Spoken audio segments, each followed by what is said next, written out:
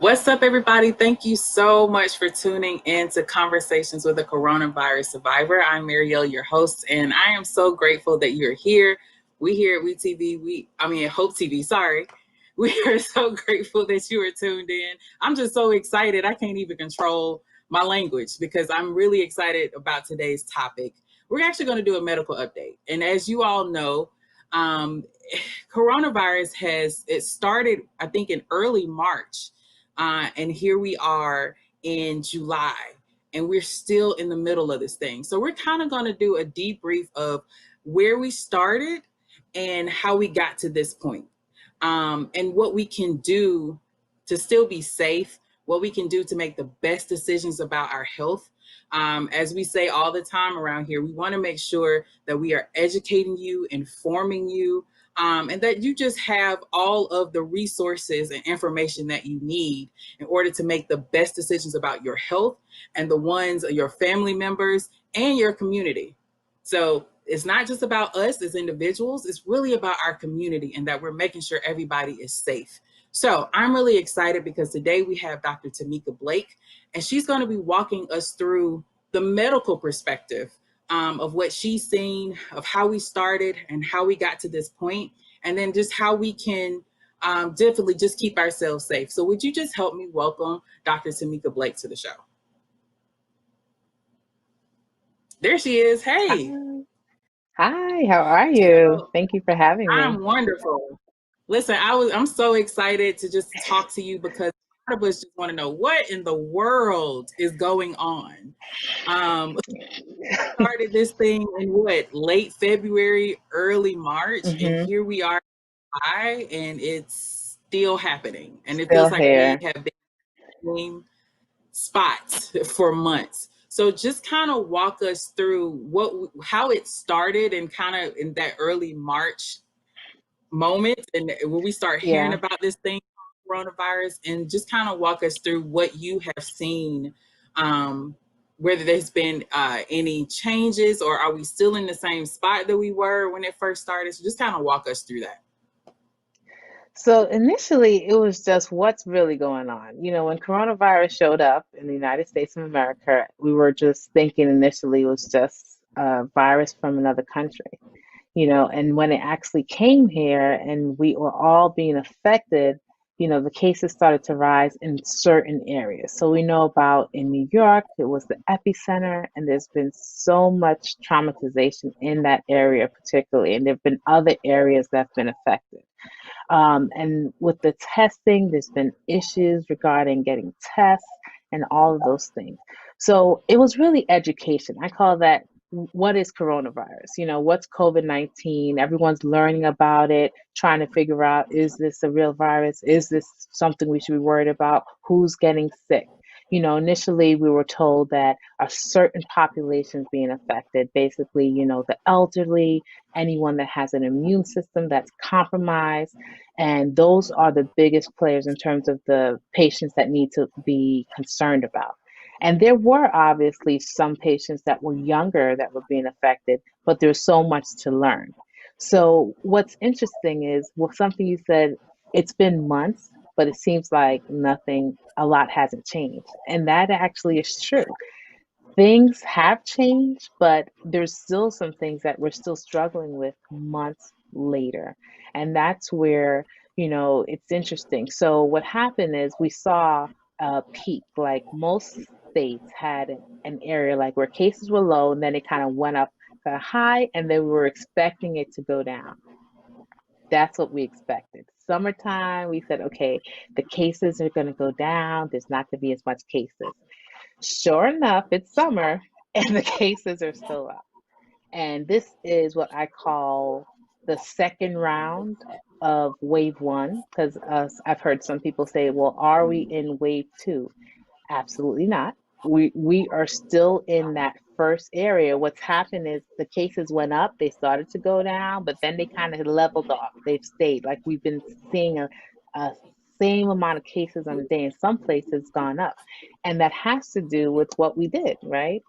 We thought we were getting over that hump, but like, yes, okay, we're not seeing as many hospitalizations, the ICU beds aren't as full. We think we're in the clear. social distancing. We were all staying home, and we did an excellent job for about 2 months, about 60 days for the most part, in certain areas, and for in the up north, call that 90 days at least. And that's why they've had success. If you look at who has the least amount of cases, New York has done excellent now. So we started moving around. We reopened, and that was the variable. That was what was going to change how many cases we have and have had. So once we start moving around, there's more contact, less social distancing, you have more likelihood of transmission of the virus. And that's exactly what's happened. And we are moving around, and there are two sets of people. There are those that are wearing masks, and social distancing and hygiene is always and will continue to be important. And then there's a good portion of the population that are not wearing masks. And I believe in Georgia, I think you're probably one in two. You know, living locally, you see it going into certain um, businesses. And I'm so happy to see there are certain businesses that are really putting their foot down now because it's been an issue where Walmart or so some of the other grocery stores are saying if you want to enter our stores, you need to wear a mask because it is very hard to social distance in these businesses, right? You have to, you try to wait to get to your section for the eggs, and then it's like someone comes behind you and they have the markers on the floor where you're supposed to go one aisle and no, but someone always goes the other aisle. And imagine if they're not wearing a mask, like everyone gets like, ooh, So it's very difficult. But once you start moving around, that's exactly what's happened. So what we're seeing now is the cases are rising. They're rising, and the one thing I can say, I can't really say the death toll has gone up significantly because sometimes that lags. What happens is patients may get sick initially, and then they kind of get better, but may not, and then it may take time if they're going to decline. And then one thing as well is the older population, a lot of them are still sheltered in place, thankfully. And the younger set, I would say about the 30 to 50-year-old age group, particularly, and even younger 20s, they're the one that's being more affected now. And if they're healthier, they're more likely to recover from coronavirus. So, that's an overall view of where we are. It's just so many things that have not changed that are still the same. One thing is we got our life back. It comes with a price because quarantine fatigue is real, and there are a lot of things that come with staying home. So where we're at now is responsibility. Everyone has a social responsibility. You have to assess your risk. If you have a lot of medical problems, is it a good idea to go to the indoor baby shower? That you're going to be Absolutely. social distancing, so everyone should be assessing their risk for all of their activities. Maybe better to do an outdoor event where you can truly social distance out to the lake with the kids. There are other things that can be done where you're not isolating and, feeling like you're maybe having a low spirit and all the mental illness or concerns that come with that. Absolutely. And something that you said earlier, as you were talking, and I was thinking about when we first heard about coronavirus, right? It was really the group that's the most susceptible is older. And if you're anything like me, as I'm looking up and down my timeline on social media, I see people that are in my age demographic and younger still not taking this seriously, even though it's being shown that young people are being affected, that what we initially thought, before that it was just the older people are susceptible. So I'm good. And now we're hearing about young people who are being put on ventilators and young people who are contracting the virus and being very ill. What are some things that you all are seeing as far as the age demographic and how that has shifted with when we first started to really now? how that has broadened? Have you seen a huge difference in a whole lot more younger people getting it? Is it still about the same, or it definitely is having an impact on younger people more than they thought it would? I think younger people are getting it a lot more now because they're the ones that are no longer sheltering in place. They're the ones that are out and about. They're the ones that are more likely to engage in riskier behavior by gathering and not masking. So that is who we're seeing now, where they're definitely being affected. And yes, a lot of them will be fine. But here's my point to that. There are some that will not.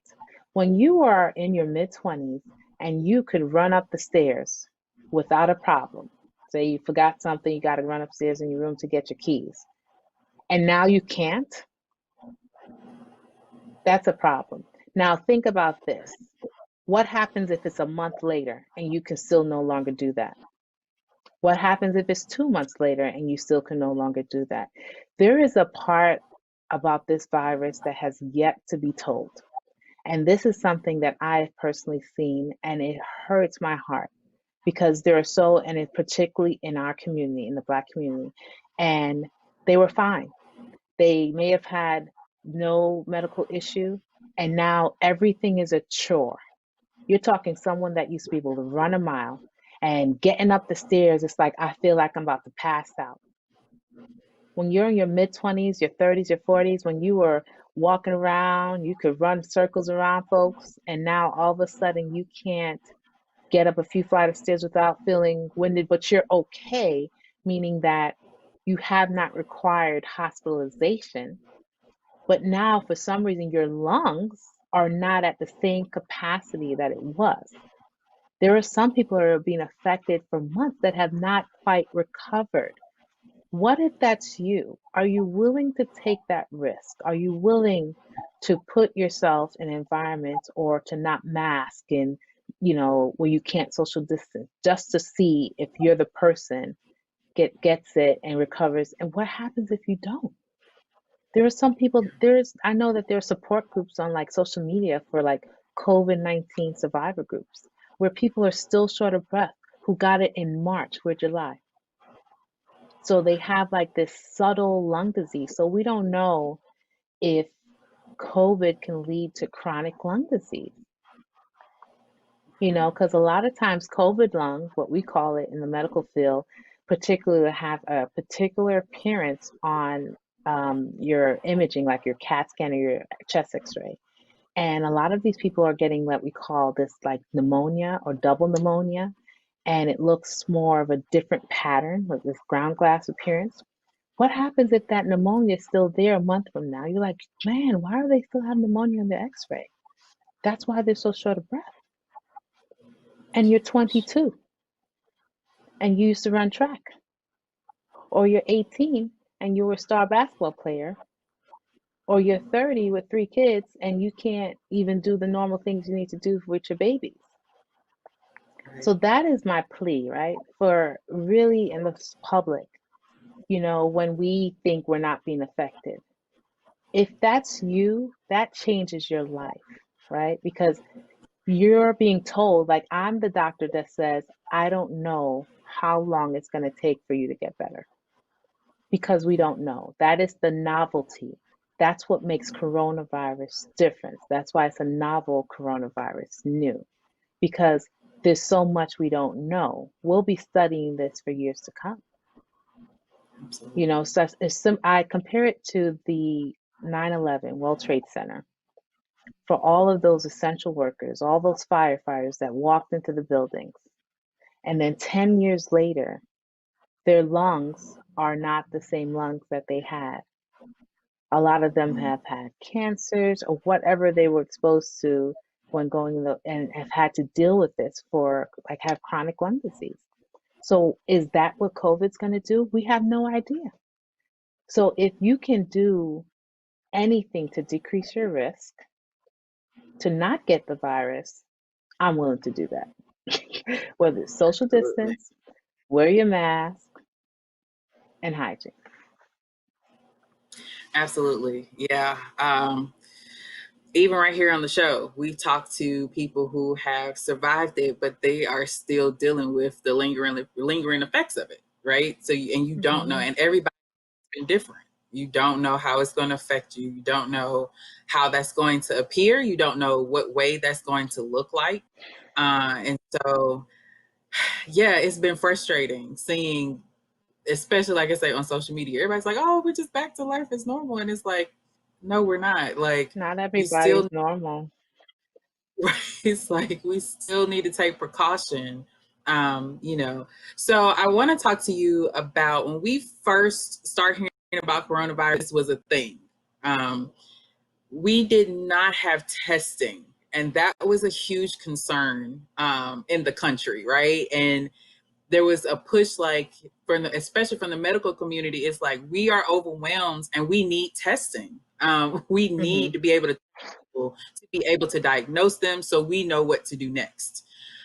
So here we are a few months later, right? And we have testing, but there's still some issues with testing. So there have been cases, I think, with our own mayor in Atlanta, where they Mm. tested, but it took so long to get the results that by the time the results came in, everybody in the house had coronavirus because one person had it, but they didn't know, and they would have been able to Hmm. quarantine had they been able to get results right then.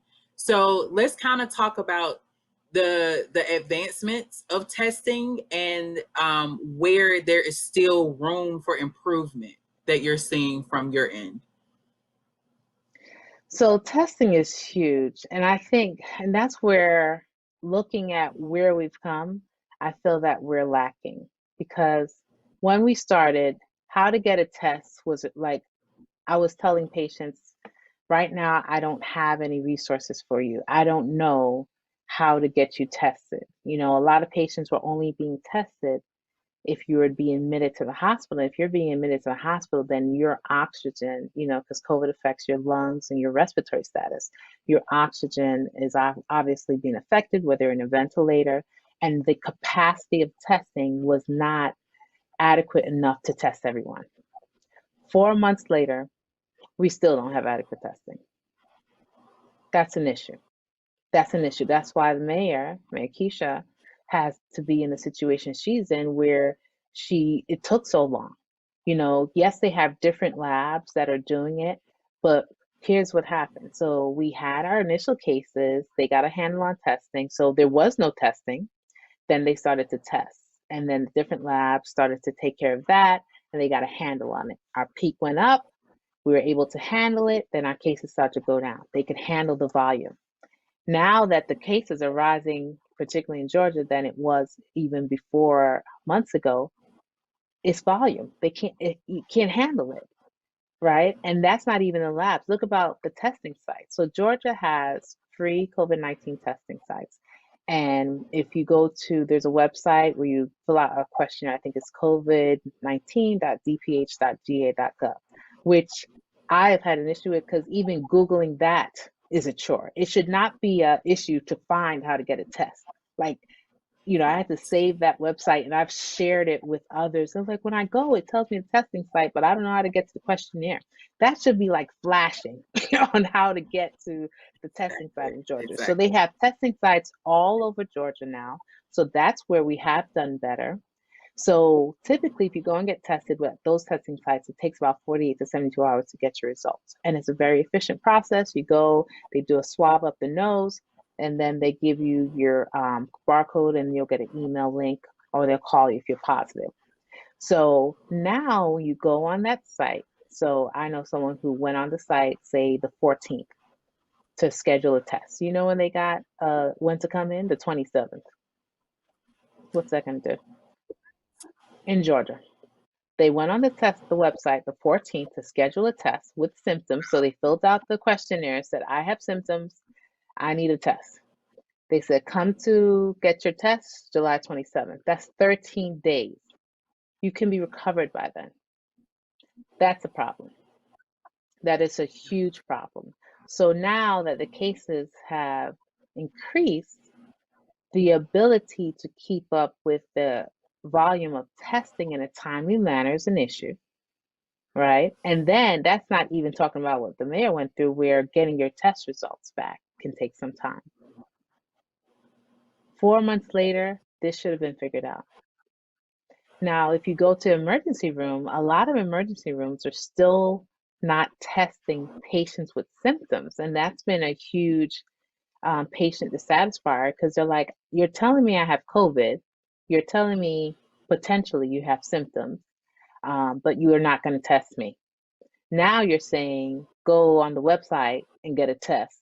The test they told me it's like a week out. What do I do? What do I tell my job? Do I yes? And you're saying a quarantine, and I don't even know if I said, well, it's just a test. Ultimately, you have symptoms. You know, we should not be in this state. That's why when we started dealing with this in March, that was our time to be prepared. That was our time to make sure testing was adequate, that we had enough capacity. That was planning stages. That's what the hospitals did. That's why everyone stayed home, made sure that we had the capacity to care for people, have contingency plans, So testing should have been a part of that. And then the other piece is, what if you're positive? You have to be retested. There are a lot of places that like, well, I need to go back to work because I'm around other people. I need another test. So it's a continual item that has to be addressed. And we're still Right. struggling with getting a test. So here's what happens. What if you're younger and you're like, well, I think I have a sore throat, a cough, my fever went away, I can't get a test. You go back into community. You're not quarantined because you're like, well, uh, they never said I had COVID. I couldn't get a test. Why? Community spread continues. Absolutely. So Absolutely. testing is something that our local governing bodies have to figure out. And 4 months later, we shouldn't be worried about how to get tested for COVID. And we Exactly. still are. Exactly. And especially with people who are asymptomatic, like they don't even know they have it. So it's a whole nother group That's because that's even if you're that's not, another issue. yeah, because even if you don't have any symptoms, right, you're just like, okay, well, just now because we're learning that people cannot show any symptoms at all. We saw that with D.L. Hughley, right? He passes out Yeah. on a stage and Yeah. they his dehydration, and then come to find out he He has was COVID, and positive. he literally to everybody in his family, with the exception Mm. of his daughter, who wore a mask the whole time she was around her father. So that's the only that's a testament right there, So Yes. it's it's been a little bit frustrating, I think, on all parties, and just seeing these long lines and, like you're saying, people trying to get access, and there's so much confusion around the testing, and people are Mm-hmm. getting worried because my test 2 weeks ago, and I still haven't gotten results. Like you're saying, I don't know what to do. Do I quarantine myself? Do I, just go about normal life and then once I get the results back? So I feel like that has definitely been probably the bane of a lot of people's existence. And it's scary because you don't know. You Yeah, and really and it genuinely. should and it should not be a barrier. Like that's why we had all this time. It shouldn't be an issue. We know we're in a pandemic and we know how to test, right? It's not that we don't know what to do to get tested. And you should be able to test if you have no symptoms. And I've heard people that said, I can't get a test because I don't have symptoms. There are, I guess, some people with their children that are doing like activities and they need to, in trying to be safe, like if they do want to have some type of function, they want to have a test to prove they're negative. They said they can't get a test because they don't have symptoms. So they're saving the test for the people that have symptoms. Anyone should be able to get a test if there's a concern. It should not be an issue, whether you're having a cough or not. You should be able to get a test. And that's not the case. Absolutely. Well, one of the things that I definitely want to ask you before we close our time together is when we first started this, I think, first responders were preparing as best they could, but I don't think anybody predicted that it would almost be like a wildfire with this virus. I don't think anybody could have. And so I just want to ask you, you know, how did it start for the medical community with you and your colleagues to this point now? Like, are you still in the same, like, this is like fire alarm 911, like this is still an emergency as you were in the beginning? Has it tapered down a little bit? Or with the fall and rise, did you see, okay, we're calming down a little bit, but now we're right back? So just wanted to find out from your perspective, how are you and your colleagues doing, and the emotional impact of all of this? So I mean, I would be lying if I would tell you that it's easy, because quarantine fatigue is real, COVID fatigue is real, and just something as simple as wearing a mask for 12 hours, like that's not something that was a part of our usual routine. So when I go to work, I have on two masks and a shield, and I do not take my mask off in front of others in our open environment in the hospital. Where I work, we have a masking policy where everyone should be masked. So this is something where, I used to be able to sip a drink of water. I have to go hide in the corner in my office to get to drink to hydrate. And that's just something in our first responders who are going out into homes for patients that are potentially positive.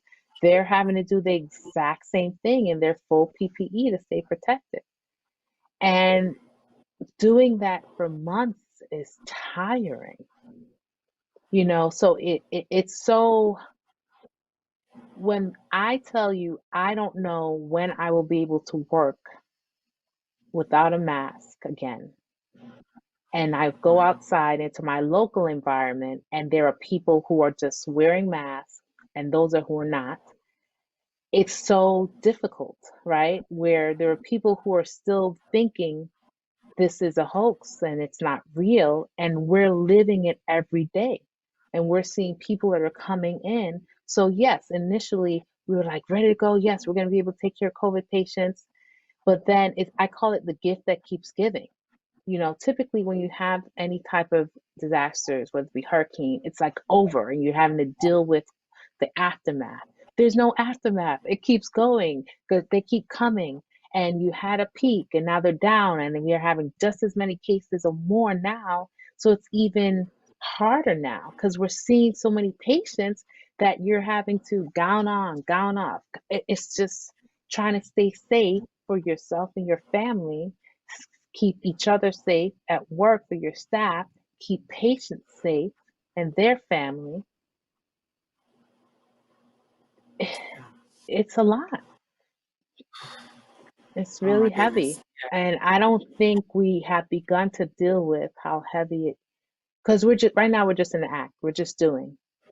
There's no Right. let's talk about it. We can't debrief yet because we're still in the process of dealing. Right. We're still in the mitigation process. We're still having to test. We're still having to treat. We're still having to put ventilators potentially for some of these patients, you know, and it's hard. You have patients, you have nursing homes. I mean, goodness, we have nursing homes where they cannot go anywhere. For the elderly that are blessed to be at home and socially distance and be safe, what about there's a good portion of our population, what they're having outbreaks. They are the most vulnerable, and you have nursing homes, you have assisted living facilities, memory care centers where the most vulnerable population who they have kept safe for the most part now are having outbreaks. Yeah. So it's just so much. It's just very heavy. It is. And I think probably on most of the shows that we've had, I always bring up the unspoken effect of coronavirus, which is to me the mental and the emotional effects and impacts that that's having on patients, on their family members, and especially our doctors, our nurses, our first responders, our last responders, the people who have to deal with the bodies like of people who've passed away. So I think that there is definitely a mental and emotional health component to this that I'm really nervous about. Like once we get past this hump, how many people are dealing with that? And just even as a family member to not be able to see your loved, you know what I'm saying? You can even go to the hospital, be by their side if they're sick, or they are, even if it's not even COVID related, like nobody Yeah. can go to the hospital. So that has to play mentally and emotionally. So there's so many things that I feel like this virus is affecting.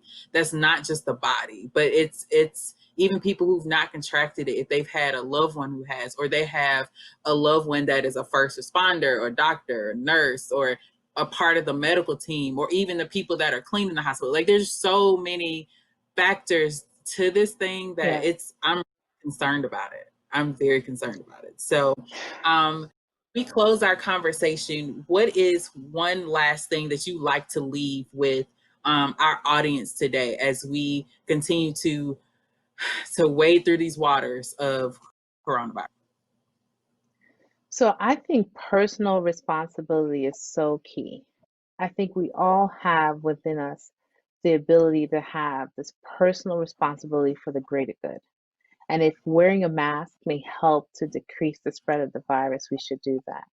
If we can social distance, continue our practicing of our hygiene, washing our hands. I think that's all I would ask our public to do. And particularly in our community, I just find it so hard to see us be effective. And there are still some of us that are still confused about, can I get it? It can't hurt me. Yes, it can. And it will, because I've seen it and it's real. So, y'all heard it here.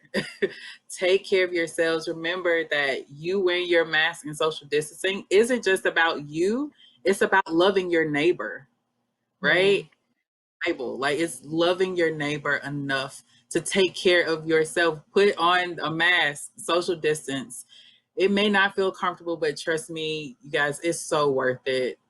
Just make sure you are practicing good hygiene, and doing everything that you can to make the best decisions about your health and the health of the community. Because ultimately, we're all interconnected. If there was ever a time that I think that we can say that, and what this quarantine has shown is how much we are connected.